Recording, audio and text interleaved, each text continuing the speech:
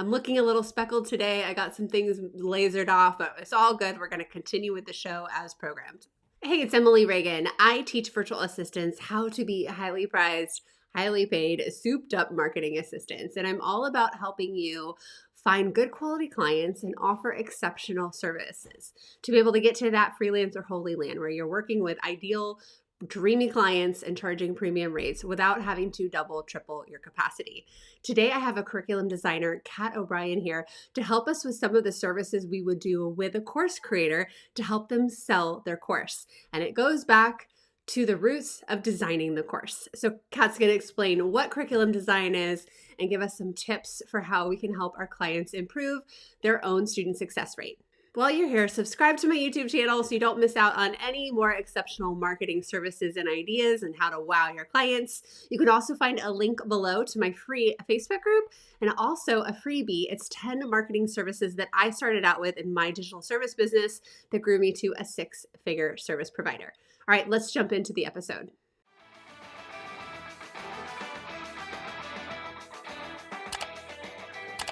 Okay, so I first heard the term curriculum design maybe 2 years ago. Give us a definition. What really does that look like in this space? So curriculum is, you might have heard that word from when you were back in school. It is really the content that you are teaching and the way that you design the learning experience for your students. Because when you build an online course, it's not about you. You're not writing a book. You're not recording a podcast. So when people are saying, hey, just package up your expertise, that's fine if you want to do that in a book. But if you're going to promise student transformation, then you need to get really strategic about what your students can do with your teaching and designing experiences that allow them to actually make that growth. So curriculum design is using what we know based on science and thinking through who exactly am I designing this for? Who is my audience? What do they need? What can I do as the educator to keep them motivated, to keep them engaged, and to make their learning feel really accessible? And as a course creator, you are never responsible for 100% of your students. And you have to look at the trends. So if there is a trend of students not finding the success that you're promising on your sales page that they're buying into, there are ways for you to press pause, take a step back, and then consider, okay, so what strategies can I use, like integrate into the design of how I am conveying my content that will actually make this easier and more accessible for my students. Does that mean going back to the drawing board and re-recording everything? Like, what does that really mean?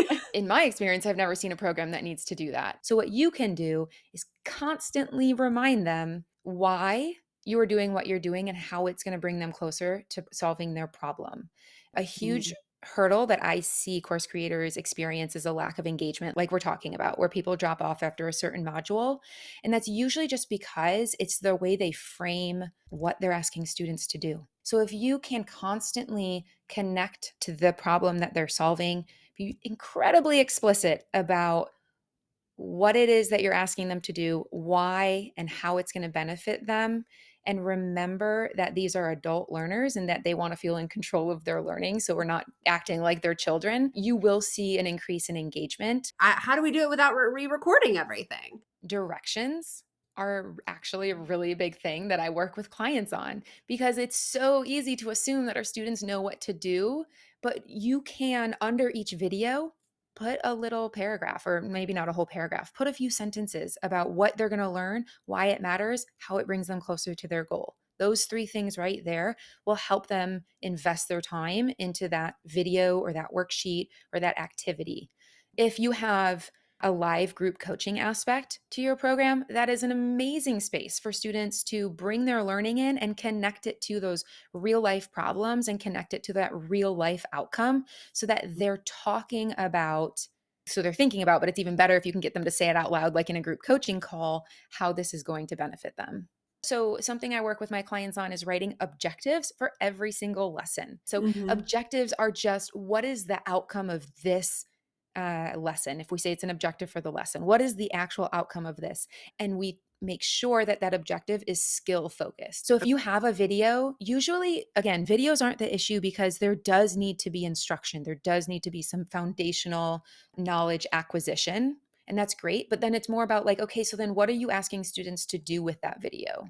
Right? Is Mhm. it watch it and move on and watch another and watch another? Or is there a pause? Is there a reflection activity that you can build in? Is there a worksheet or a different like real life applicable exercise that you can create to build upon your video? Because I know it takes so long to record videos, but usually we can tweak the exercises or the activities that accompany those videos to be a little bit more experience centered and less content centered. Oh my gosh, I love that. And I am in a course right now. Every time there's a new video, I like groan. And I'm like, I Ugh. paid big money for this, but I'm just like, oh, and they're short.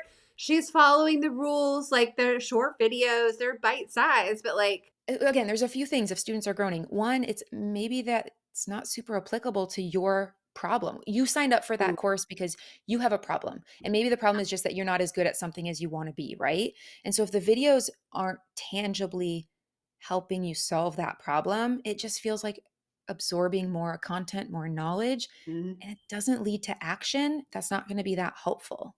The yeah. other piece that I'll inject here is that when course creators encounter issues with students who aren't seeing the success that they want, they usually think it's a content problem and they add more. So they release more videos, they release more videos, they release more videos. And that sometimes might be the right move, but more often than not, it's not the right move. What you are doing when you add more content, when you release more videos, is you are making more work for your students. You are confusing them, you are distracting them, and you are just getting them to spend their time listening to you instead of spending their time putting their learning into action, applying it to their real life. When we overstuff our programs with content, we overwhelm our students for sure. Mhm. And we just make it harder. Like students don't need as much information as we think they do. They need only just enough information that's going to help them get out there and make real changes in their real life. I didn't know about different types of learners, but I'm realizing that some people are visual, some people are like printing out the slides, some people don't want the slides, some people show up to the group calls, some people never show up to the group calls. And it's just so fascinating that everybody has their own unique way of doing it. Okay, when you're designing a course, you have to take into consideration a lot of different learners, a lot of different learning needs. Like you said, like some people need to print, some people need to engage in group discussion, some people need to asynchronous work, whatever it is. And the other thing I'm going to say is that the way most of us think about learning styles is not based in science. So there has been research done into learning styles, and it is very obviously it's like visual and auditory and kinesthetic and reading and writing. There's all these different learning styles, and there are different ways that people learn. But the idea that you are somehow intrinsically inclined towards one and not the other, science hasn't actually proven it.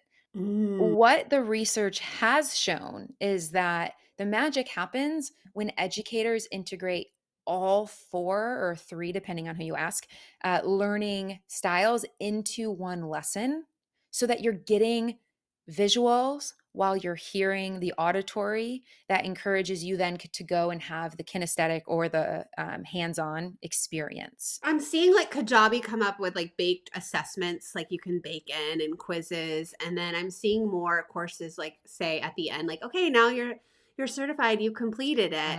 And Yeah. so does the assessment count as a reflective exercise? You can bake moments into your program.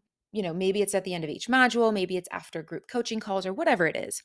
Multiple spaces throughout your program for your students to pause and think what went well, what didn't, what did I learn, whatever it is. How does this apply to my life?